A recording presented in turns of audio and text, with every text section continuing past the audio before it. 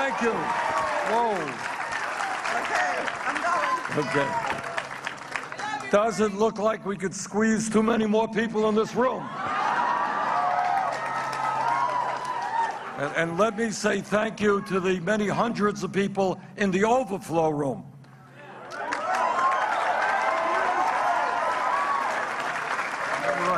Got it. Okay. We began this campaign about 3.5 months ago. And when we began this campaign, people were saying, well, you know, Bernie Sanders, an interesting guy, but, you know, it's kind of a fringy type candidate. I mean, no one takes seriously the idea that maybe, just maybe, we need a political revolution in America.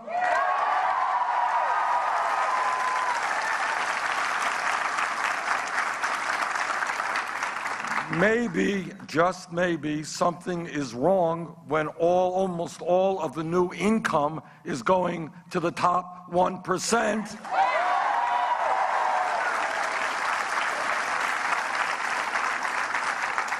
Maybe, just maybe, something is wrong when we have the highest rate of childhood poverty of any major country and more people in jail than any other country.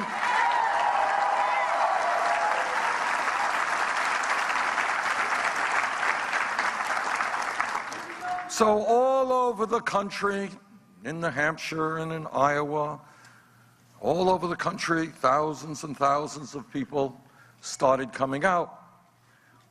A couple of weeks ago, we were on the West Coast. We had 15,000 people in Seattle, 28,000 people in Portland, Oregon.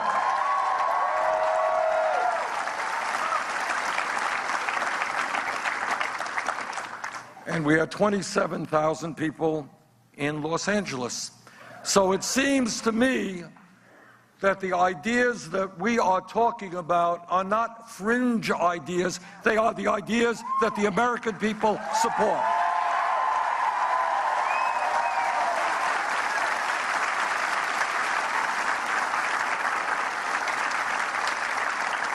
This is a campaign on the move, and it's a campaign that's going to win here in South Carolina and all across the country.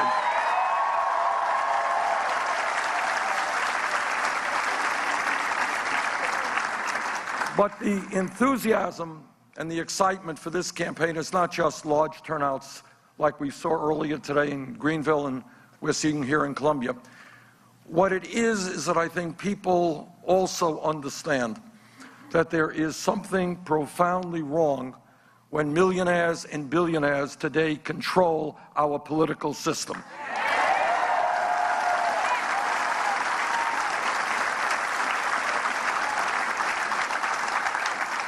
Well, let me be very clear. I do not represent the billionaires' agenda. I do not want their money. We are not going to have any super PAC at all.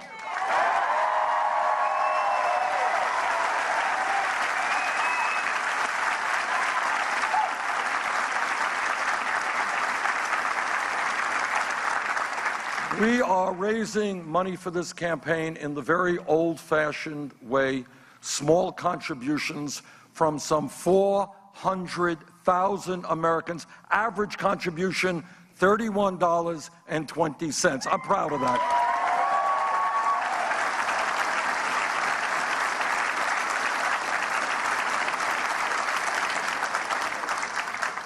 What this campaign is about is bringing people together with the understanding that if we do not allow ourselves to be divided, if we stand together as black and white and Hispanic, Native American, men and women, straight and gay, native born and immigrant,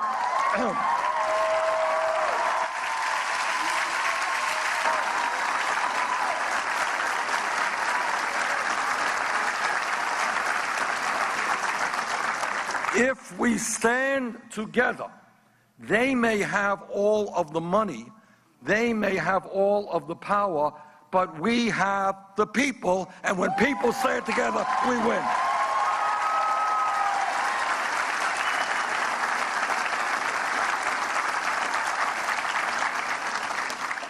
Wherever I go around the country, media come up to me and they say, we're really surprised.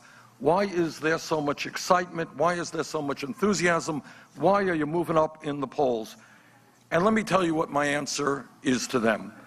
My answer is that the American people are sick and tired with establishment politics.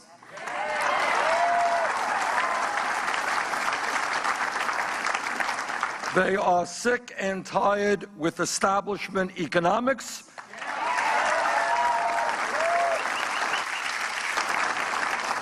And frankly, they are sick and tired of establishment media.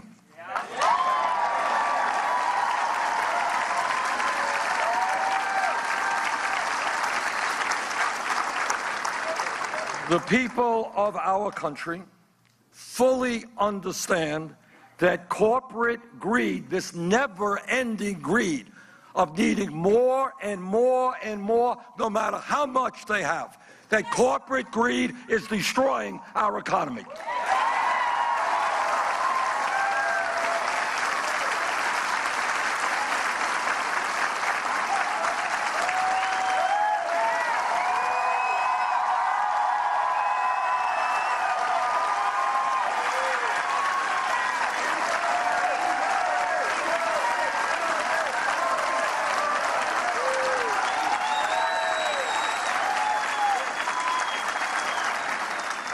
And they also understand, and I speak to you as the former chairman of the Senate Veterans Committee, the American people also understand that men and women throughout our history have put their lives on the line and sometimes lost their lives defending democracy, and that there is something profoundly wrong when billionaires are buying elections. That's not democracy.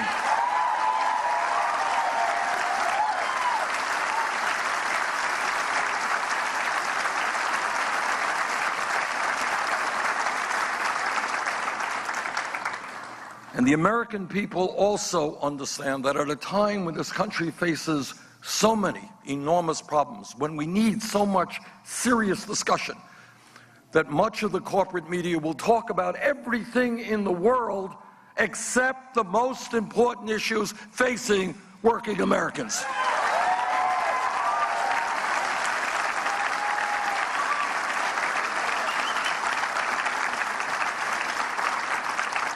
Let me be as clear as I can be. This campaign is not about Bernie Sanders. It is not about Hillary Clinton. It is not about Donald Trump, Jeb Bush, or anyone else.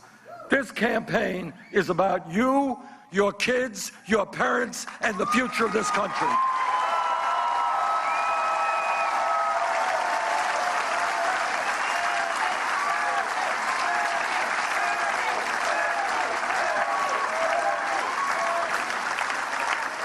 As someone who has run for office a number of times in my state of Vermont, I have never run a negative political ad in my life.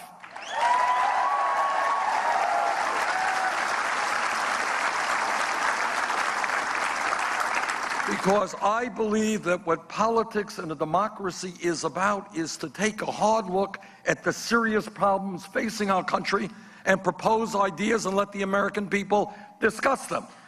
I think it's absurd for politicians to say, I'm great, I'm wonderful, everybody else is terrible. That's wrong. What we need is a serious discussion about the serious issues facing our country, and that's what this campaign is about.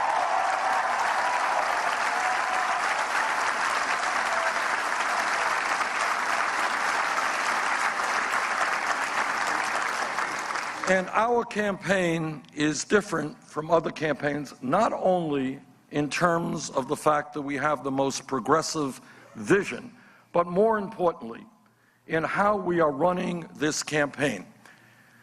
I believe, and let me be honest with you and tell you what no other candidate for president will tell you, that no matter who is elected president of the United States, no matter how good he or she may be, that person cannot address the enormous problems facing working families and the middle class because of the power of big money interest in this country.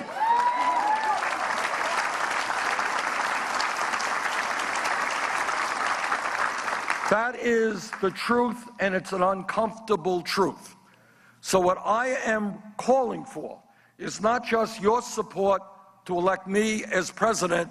I am asking you to be part of a political revolution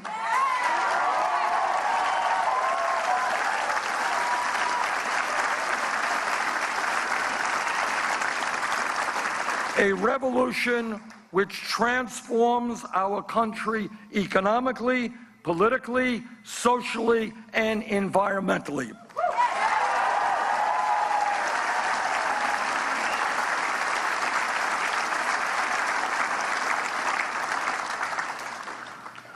And let me tell you what this political movement is about.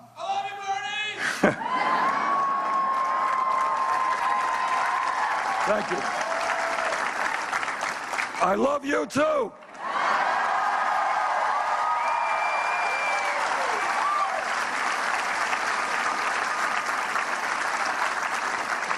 What this political movement is about is millions of people from coast to coast standing up and saying loudly and clearly, enough is enough. This great nation and our government belong to all of us, not just a handful of billionaires.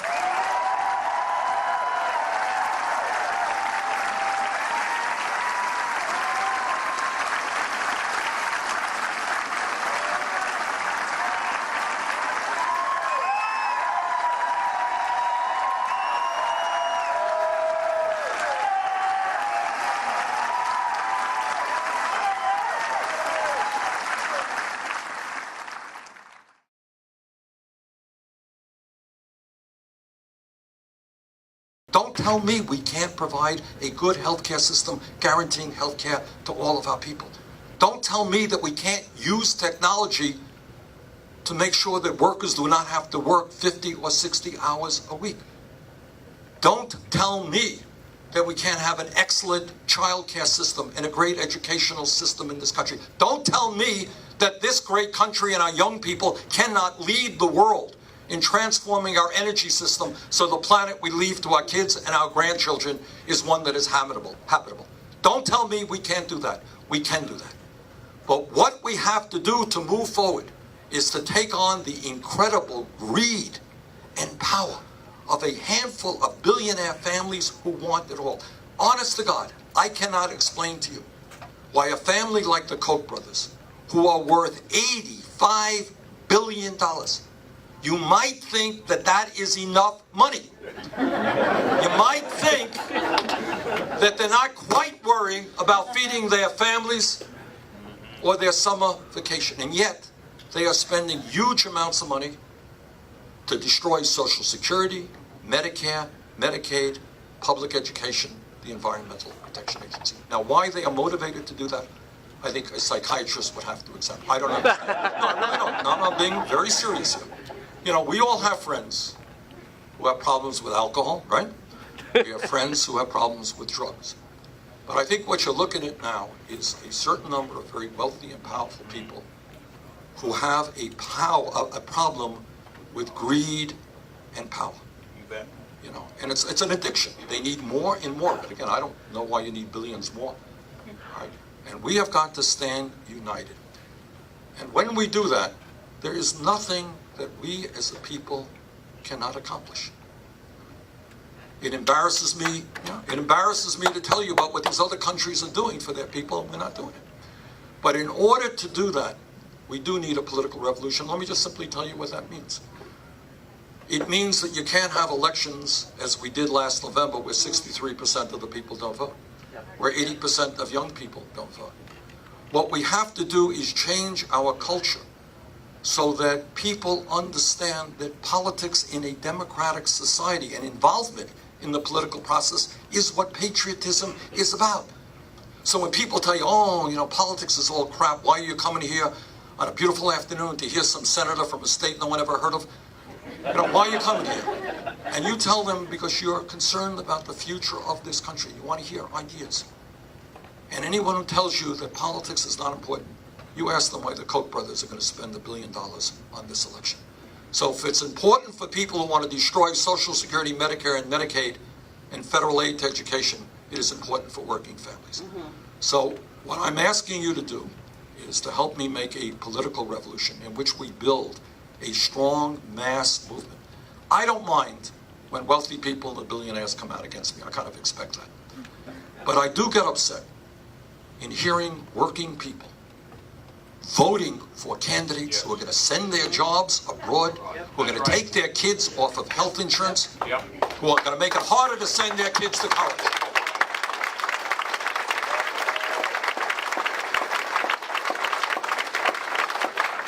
I know that there are divisive issues. I know not everybody in this room is pro-choice. And there are probably divisions on guns, and there are divisions on gay marriage and all that stuff. I understand that. Fine, in a democratic society we can disagree. Trust me, my wife and I disagree. And I hear it all the time. All right. But on economic issues, let's reach out to our brothers and our sisters and our co-workers and our neighbors and say, no, don't vote against your kids and your parents. Don't vote for people who want to destroy Social Security and send your job abroad. If we do that, if we involve millions of people in this campaign, man, we can create a country the likes of which no one has ever seen. That's our mission, and I look forward to working with you to make that happen. Thank you very much. What does your Jewish heritage mean to you, and how does it inform your policy positions, if at all? A good question. I'm proud to be Jewish, not particularly religious. And what the lesson that I learned as a little kid is understanding in a very deep way what politics is about. A guy named Adolf Hitler won an election in 1932. He won an election. And 50 million people died as a result of that election in World War II, including 6 million Jews. So what I learned as a little kid is that politics is in fact very important.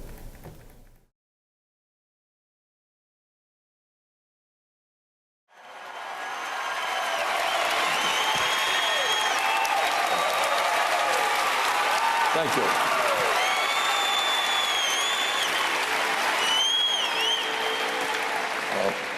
President Falwell and David, thank you very much for inviting my wife Jane and me to be with you this morning.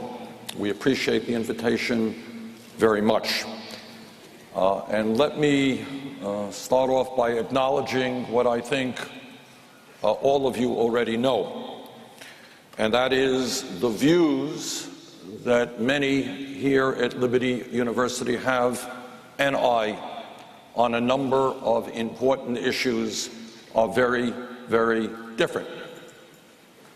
I believe in women's rights and the right of a woman to control her own body. I believe in gay rights and gay marriage. Those are my views, and it is no secret. But I came here today because I believe from the bottom of my heart that it is vitally important for those of us who hold different views to be able to engage in a civil discourse.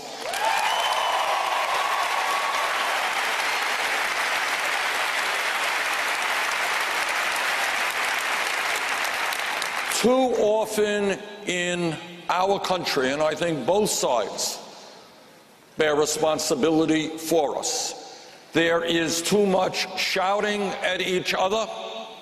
There is too much making fun of each other. Now, and I say this as somebody whose voice is hoarse because I have given dozens of speeches in the last few months. It is easy to go out and talk to people who agree with you. I was in Greensboro, North Carolina just last night. All right. We had 9,000 people out. Mostly they agreed with me. And tonight, we're going to be in Manassas and have thousands out, and they agree with me. That's not hard to do. And that's what politicians, by and large, do. We go out and we talk to people who agree with us. But it is harder but not less important for us to try and communicate with those who do not agree with us on every issue.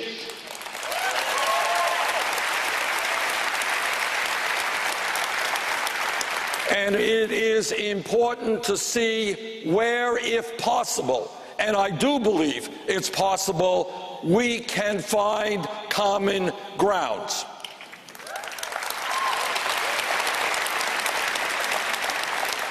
Now, Liberty University is a religious school, obviously.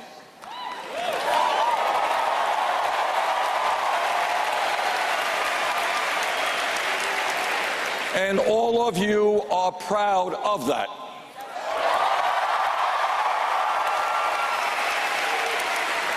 You are a school which, as all of us in our own way, tries to understand the meaning of morality. What does it mean to live a moral life? And you try to understand in this very complicated modern world that we live in what the words of the Bible mean in today's society. You are a school which tries to teach its students how to behave with decency and with honesty, and how you can best relate to your fellow human beings, and I applaud you for trying to achieve those goals.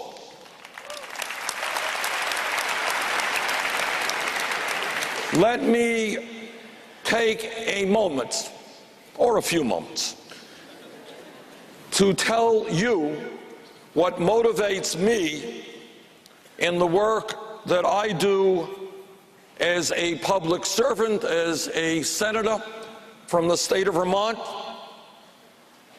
And let me tell you that it goes without saying, I am far from being a perfect human being, but I am motivated by a vision which exists in all of the great religions, in Christianity and Judaism, in Islam and Buddhism and other religions. And that vision is so beautifully and clearly stated in Matthew 7:12. And it states, "So in everything do to others what you would have them do to you. For this sums up the law and the prophets." That is the golden rule. Do unto others what you would have them do to you. That is the golden rule, and it is not very complicated. Let me be frank, as I said a moment ago. I understand that the issues of abortion and gay marriage are issues that you feel very strongly about. We disagree on those issues. I get that.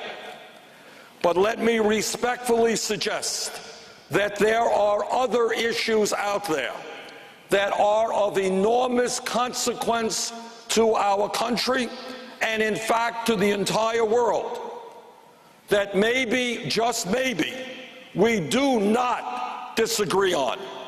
And maybe, just maybe, we can try to work together to resolve them. As far as race inequality is concerned, this question from one of our students. If you were, sir, were elected president, what would you do to bring healing and resolution to the issue of racism in our country? We both want to see that go away. What steps would you begin to take if you were our leader in seeing that resolved? That is an excellent question. I thank you for it.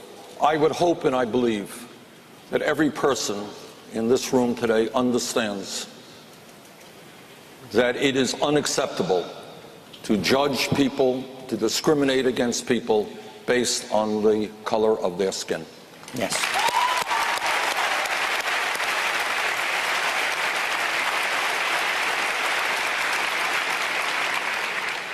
And I would also say that as a nation, the truth is that a nation which in many ways was created, and I'm sorry to have to say this, from way back on racist principles, that's a fact, we have come a long way as a nation. Now I know, my guess is that probably not everybody here is an admirer or a voter for Barack Obama. But the point is that in 2008, this country took a huge step forward, David, in voting for a candidate based on his ideas and not the color of his skin. We all know to what degree racism remains alive in this country. I cannot understand, I really can't, I think about it, I try to understand it, how a sick man can walk into a Bible study class, discuss the Bible, pray with people in the room, and then take out a gun and kill 9 of them because the color of their skins were different than his. And I cannot understand for the life of me how there can be hundreds of groups in this country whose sole reason for existence is to promote hatred. These are hate groups. Right. And they say, join us so we can hate African Americans or gays or Jews or immigrants or anybody that is different from us. I can't understand that. I think what we have got to do is when we see instances of racism, when we hear political leaders appealing to the worst elements of us by making racist attacks against people from another country or people whose color may be different than most of us, we have got to stand up and say, in America, you're not going to do that. Racism is unacceptable. Yes, sir. Well, let me just say this. The answer is, obviously, we have got to change our hearts. Yes. But everybody here should know, 50, 60, 70 years ago in this country, Yes. we had segregated schools and segregated restaurants. And it took a Supreme Court, it took Martin Luther King Jr., it took millions of people to man public policy which ended segregation. That's right. Well, we know that you were in North Carolina last night. You're going to be in Manassas this afternoon. You continue to go from place to place, just meeting your staff. They're just incredibly hardworking people in this very fast pace where you and your wife are on the campaign trail with grandkids, and you're the liveliest 73-year-old I've ever met, sir. And how can we pray for you and your family? How can we be thinking of you? What can we, when we think of you and we see you on TV, what can we say? Bernie Sanders asked us to pray for him. He asked us to, what can we? Well, David, thank you very much for that thought. I appreciate it from the bottom of my heart. But this is what I would like prayers to be for. Yes, sir. Not just for me. Far more significantly, are prayers for our country, prayers for how we bring our people together, prayers for how we can create in the wealthiest country in the history of the world a beautiful country, a country where all people have health care, where all kids who have the ability can go to college, where we have wiped out childhood poverty. Those are the prayers that I want to join with you in making. Amen.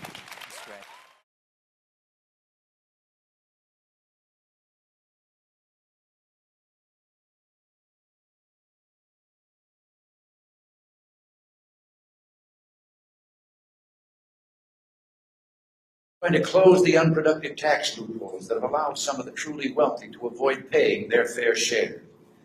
In theory, some of those loopholes were understandable, but in practice, they sometimes made it possible for millionaires to pay nothing, while a bus driver was paying 10% of his salary, and that's crazy. Furthermore, not a whole lot of people know this, 1 out of 4 profitable corporations pay 0 in taxes. These guys are putting their money in the Cayman Islands, Bermuda, other tax havens. So I have the radical idea that as we deal with deficit reduction, maybe we don't cut Social Security and benefits for disabled veterans and Medicare and Medicaid and education. Maybe we plug these loopholes and ask these guys to stop paying their fair share of taxes. Social Security, let's lay it to rest once and for all. I told you never would I do such a thing. But I tell you also now, Social Security has nothing to do with the deficit. Social Security is totally funded by the payroll tax levied on employer and employee. If you reduce the outgo of Social Security, that money would not go into the general fund to reduce a deficit. It would go into the Social Security Trust Fund. So Social Security has nothing to do with balancing a budget or erasing or lowering the deficit. Today, Social Security has a surplus in the trust fund of $2.76 trillion. And then we hear the argument, well, you know, we have a large deficit. Social Security is one of the causes of our deficit and our national debt, and that is absolutely inaccurate. Social Security has not contributed one nickel to our deficit or our national debt, because Social Security, as every worker in America knows, is independently funded through payroll tax contributions from workers and employers, 6.2% from each, and it does not receive funding from the federal treasury. Social Security is not an investment program. You can invest money on Wall Street, sometimes you do well. You can invest money on Wall Street, sometimes you lose your shirt. Social Security is a social insurance program. It has never failed one American in 79 years. That is a pretty good record. California has a system, unlike that of many other states, in which when you go in to buy a gun, you put down your money and you buy the gun, but you don't get to pick up the gun for several days, because investigation is then made to make sure that you're not a felon, that you don't have a record of bad conduct, or that you are mental illness or anything, and then you can come back and get your gun. And I do not believe in taking away the right of the citizen to own guns for sporting, for hunting and so forth, or for home defense. But I do believe that an AK-47, a machine gun, is not a sporting weapon or needed for defense of a home. I come from a state that has virtually no gun control, but the people of my state understand, I think pretty clearly, that guns in Vermont are not the same thing as guns in Chicago or guns in Los Angeles. In our state, guns are used for hunting. In Chicago, they're used for kids in gangs killing other kids, or people shooting at police officers, shooting down innocent people.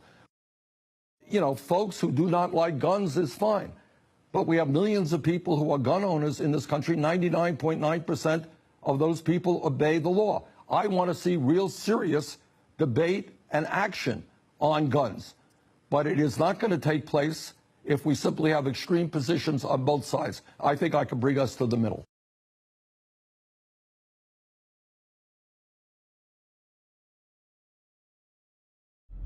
What the Koch brothers want to do is destroy Social Security, because Social Security is a federal government program that has been enormously successful. The Koch brothers are funding think tanks and other organizations which are spreading an enormous amount of disinformation about Social Security.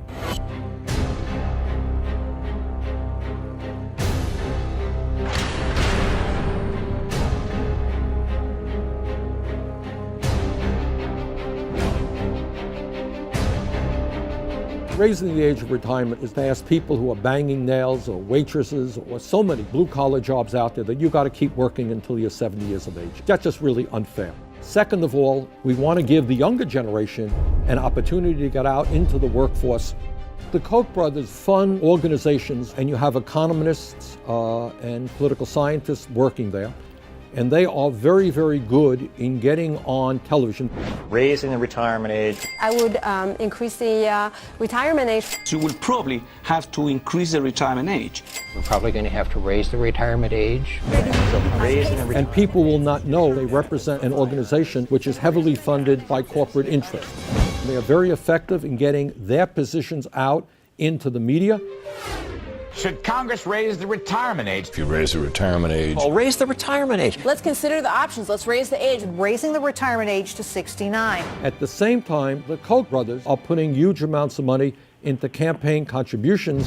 Very modest increases in the retirement age. And eventually getting the retirement age to 70 is a step that needs to be taken. The age on Social Security will have to go up. So you have an echo chamber which starts repeating a lot of misinformation. Raising the retirement age, reducing benefits for higher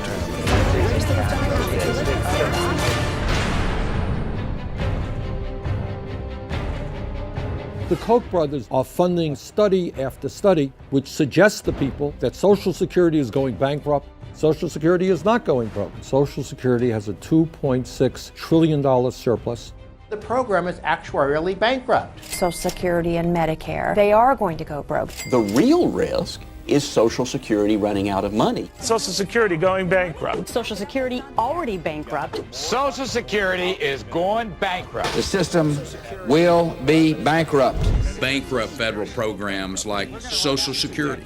Social Security is going bankrupt.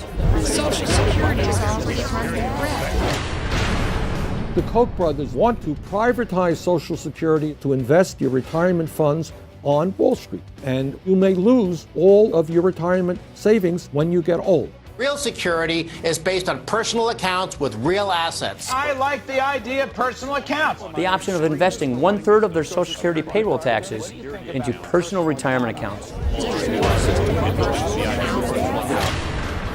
The Koch brothers' job is to do everything they can to dismember government in general. And if you could destroy Social Security, you will have gone a long way forward in that effort.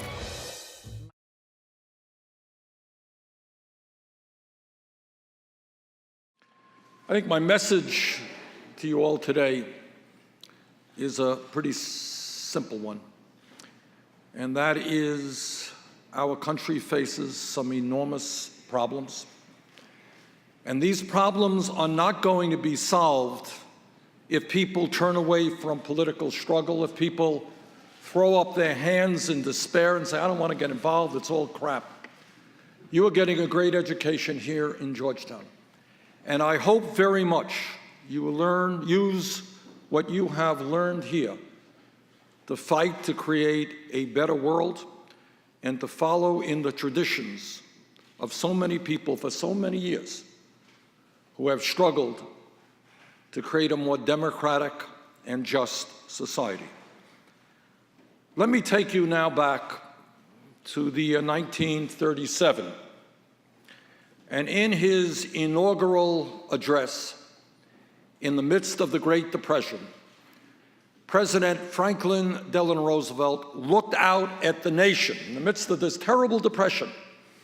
And this is what he saw, and this is what he talked about in his inaugural. He saw tens of millions of people denied the basic necessities of life.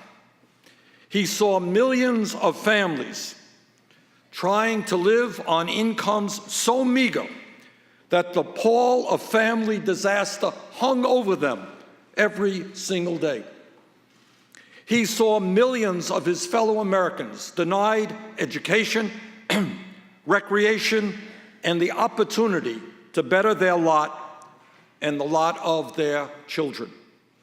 He saw millions lacking the means to buy the products they needed, and by their poverty, by their lack of disposable income, denying employment to many other millions. Because when you don't have money to spend, you're not creating jobs for other people.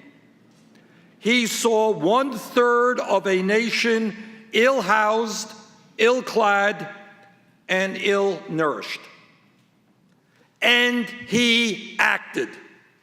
against the ferocious opposition of the ruling class of his day, people he called the economic royalists, Roosevelt implemented a series of programs that put millions of Americans back to work, took them out of dire poverty, and restored their faith in government.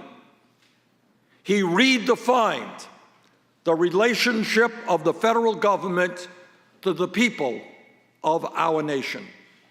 He combated cynicism, fear, and despair.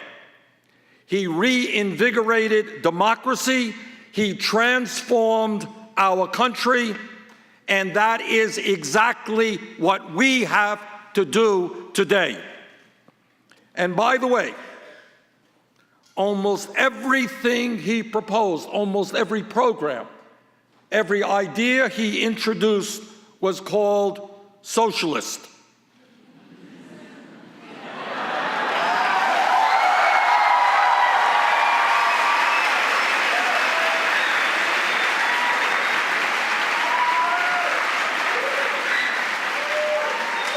I thought I would mention that just in passing.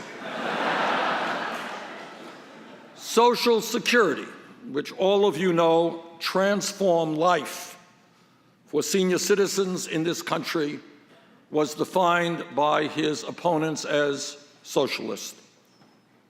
The concept of the minimum wage, that workers had to be paid at least a certain amount of money for their labor, was seen as a radical intrusion into the marketplace and was described as socialist.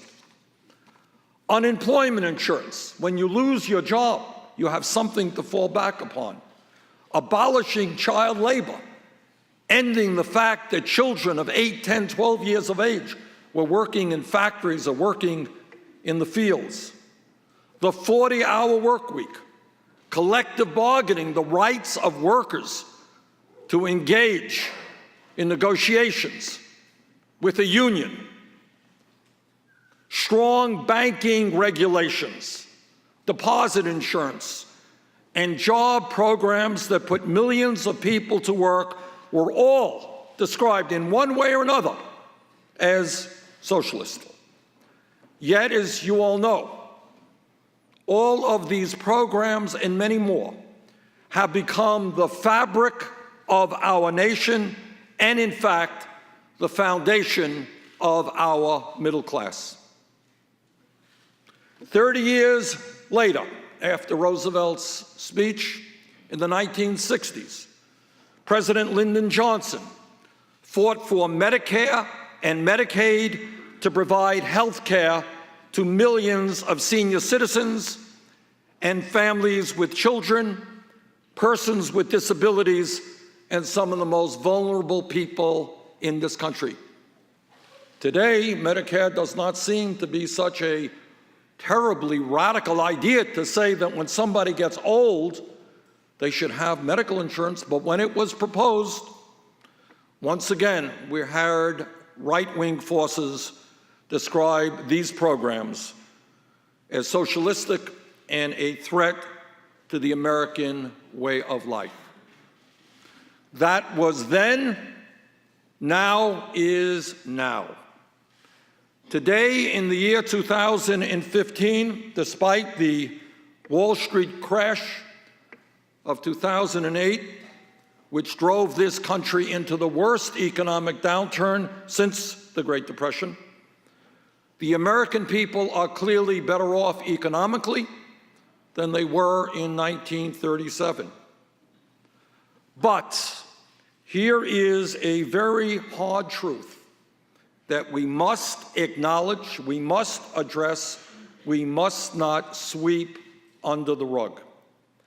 And that is, despite a huge increase in technology, and I can remember back, I was mayor of the city of Burlington, Vermont. Anybody here from Vermont?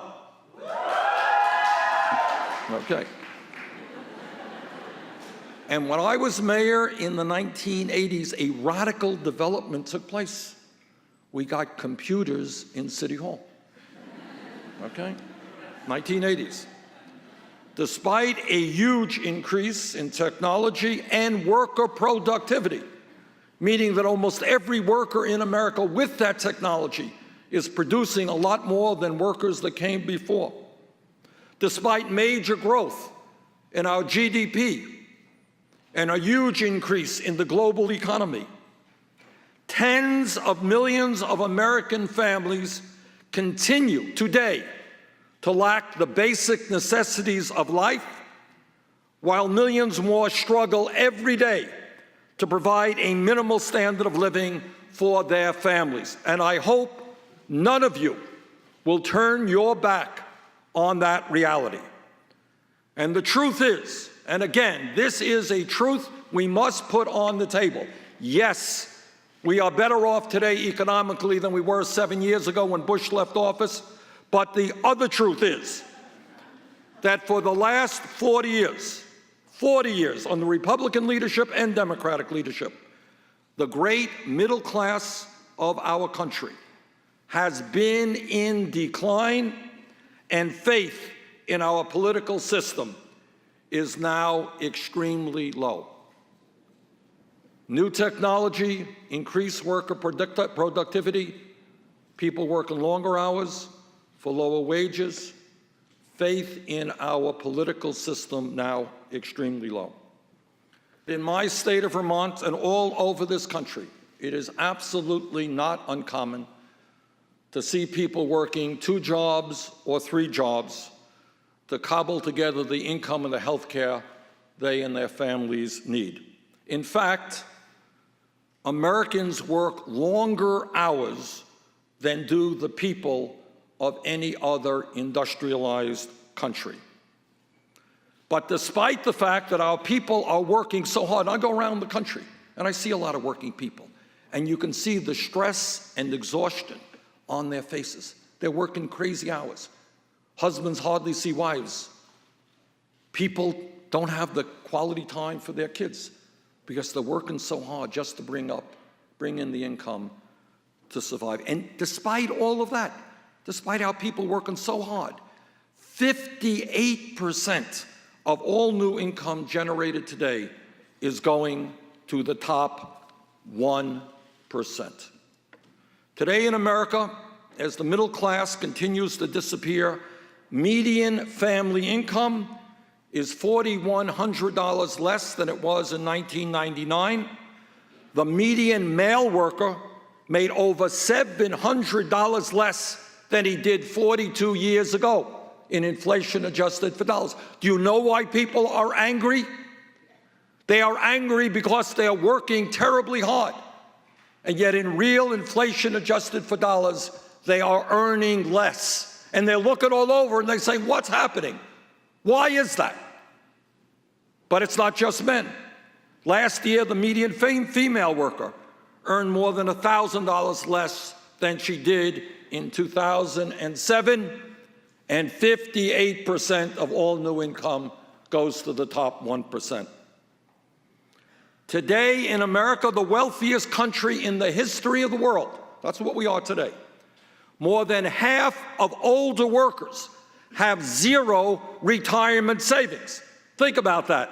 You're 50, 55 years of age, and you're thinking, all right, how am I going to retire? But because my wages have gone down, I have 0 in the bank for retirement. And at the same time, all over America, you got millions of seniors and people with disabilities trying to survive on $12,000 or $13,000 a year Social Security.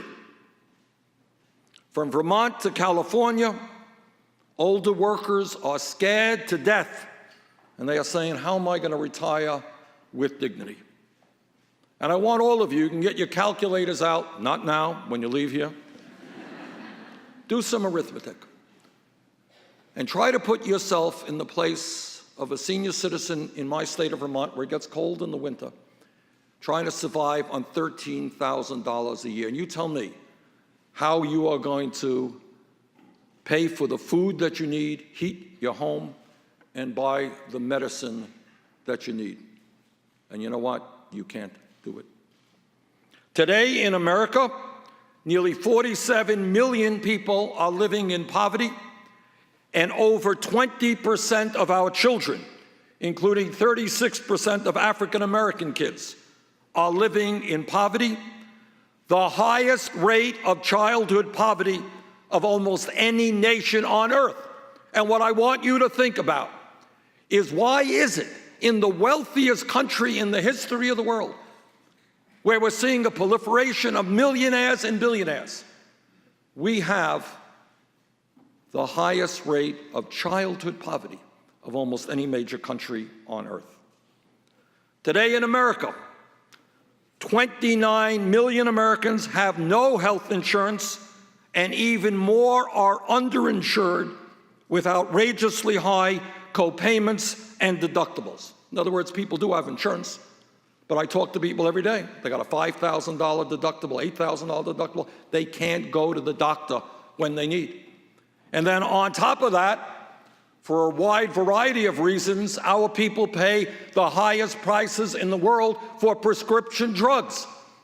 And doctors tell me all of the time we prescribe something, a medicine for our patients, they can't afford to fill that medicine, that prescription. 1 out of 5 Americans cannot afford to fill the prescriptions their doctors write. What insanity is that? Today in America, youth unemployment and underemployment is over 35%. For African American kids, it is over 50%. Meanwhile, we have more people in jail than any other country. China, communist authoritarian country, 4 times our size, we have more people in jail than China, and countless lives are being destroyed as we spend $80 billion a year locking up our fellow Americans. The bottom line is that today in America, we not only have massive wealth and income inequality, but a power structure built around that inequality, which protects those who have the money. Today, a handful of super wealthy campaign contributors have enormous influence over the political process, while their lobbyists determine much of what goes on in Congress. And any member of the United States House or Senate who is prepared to tell you the truth will tell you exactly that. So let me take this opportunity to define for you, simply and straightforwardly, what democratic socialism means to me. It means building on what Franklin Delano Roosevelt said when he fought for guaranteed economic rights for all Americans. And it builds on what Martin Luther King Jr. said in 1968 when he stated, and I quote, "This country has socialism for the rich and rugged individualism for the poor," end of quote.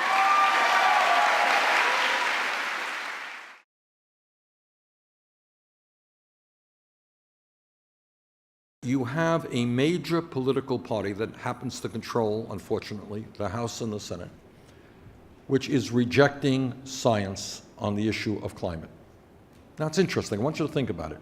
I deal with these guys every day. I'm on the Health Education Committee. They don't reject science when it comes to cancer research. You know, they look at the scientific evidence, and they may end up wanting to spend less money than I do, but they don't say, hey, these scientists are crazy. They don't reject science when it comes to Alzheimer's research or diabetes research. But on this issue, they categorically, not all of them, almost all of them, reject science. Why? I heard a magical 5-letter word, money.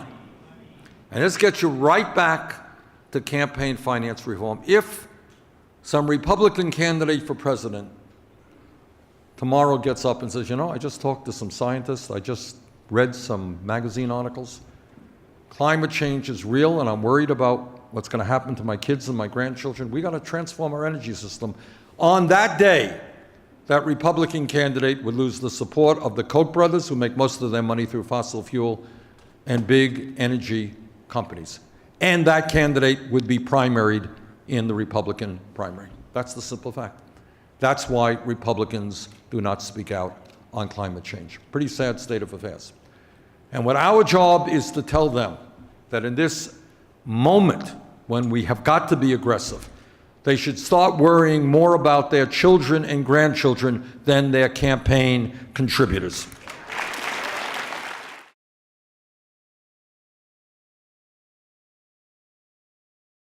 Now, in terms of ISIS, in terms of national security, huge issue.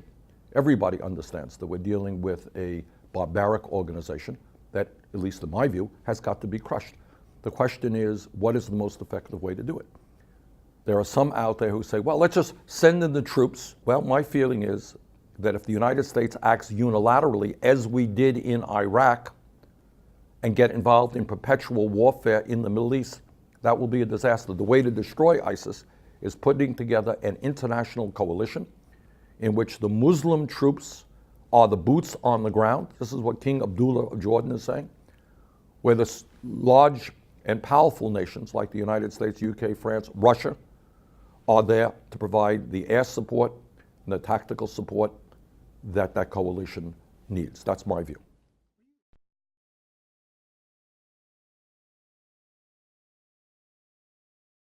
All across this country, there is a significant alienation from the political process.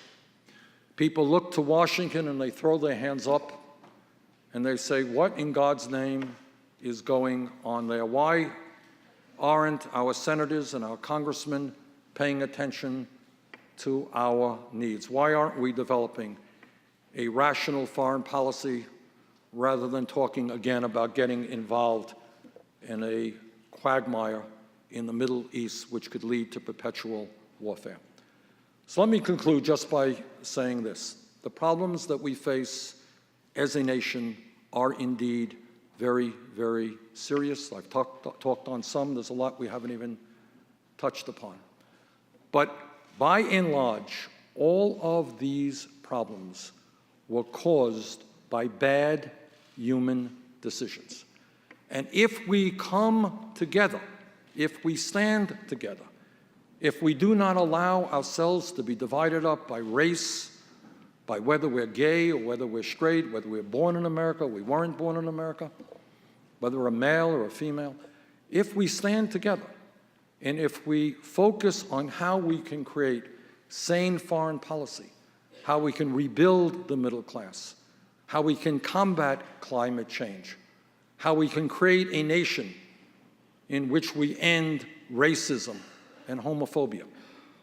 If we are prepared to do that, if you, as young people, are prepared to engage in the political process, I have no doubt that there is nothing that together we cannot accomplish. Thank you all very much.